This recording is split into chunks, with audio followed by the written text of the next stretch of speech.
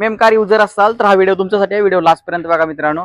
तुम्ही गाडी service delay करत असाल किंवा सर्व्हिस टाइम टू टाइम करत नसाल किंवा कच्च्या रोडमध्ये गाडी गेली आणि त्यानंतर तुमच्या गाडीमध्ये नॉर्मली सस्पेन्शनचा आवाज येत असेल किंवा एक वन साईडला गाडी पुलिंग होत असेल किंवा टायर जास्त दिवस रिप्लेस केले नसले तर गाडीमध्ये काय प्रॉब्लेम येतात आणि गाडीमध्ये मेंटेनन्स कशा प्रकारे येतात आणि हाय मेंटेनन्स कसे जातात या सगळ्या गोष्टी व्हिडिओमध्ये सांगणार आहे. व्हिडिओ लास्ट पर्यंत बघा मित्रांनो.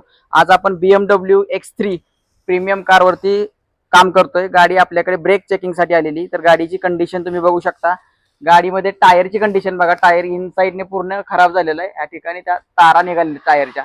तर मित्रांनो अशा ह्या साईडला टायर ओके आहे आणि आत इन साईडला टायर पूर्ण घासलेला आहे, म्हणजे आतून टायर पूर्ण घासलेला आहे. तर याचे कारण काय आहेत मित्रांनो, की जास्त करून अलाइनमेंट टाइम टू टाइम न करणे आणि त्याचबरोबर सस्पेन्शनचं काम डिले करणे किंवा सस्पेन्शन काम वेळेत न करणे. तुम्ही बघू शकता. तर ह्याच्यामध्ये बॉल जॉईंट मध्ये प्ले आलेला आहे, म्हणजे टायर अनबॅलन्स आहे पूर्ण, म्हणजे अलाइनमेंट प्रॉपर नाही आहे. याच्यामध्ये सस्पेन्शनचे बुशिंग, लोअर आर्म्सचे बॉल जॉईंट हे खराब आहेत आणि त्याच कंडिशन मध्ये जर गाडी यूज केली तर गाडीमध्ये बऱ्यापैकी काम निघू शकतं. बऱ्यापैकी म्हणजे डिपेंडेंट पार्ट आहे. जर हा पार्ट तर तुम्ही टायमिंगला नाही बदलला तर टायर खराब करतं. त्यानंतर टायर खराब झाल्यामुळे तुमचे स्टेअरिंग रॅक असेल, शॉक ऑब्झर असतील, असे मेंटेनन्स वाढत जातात.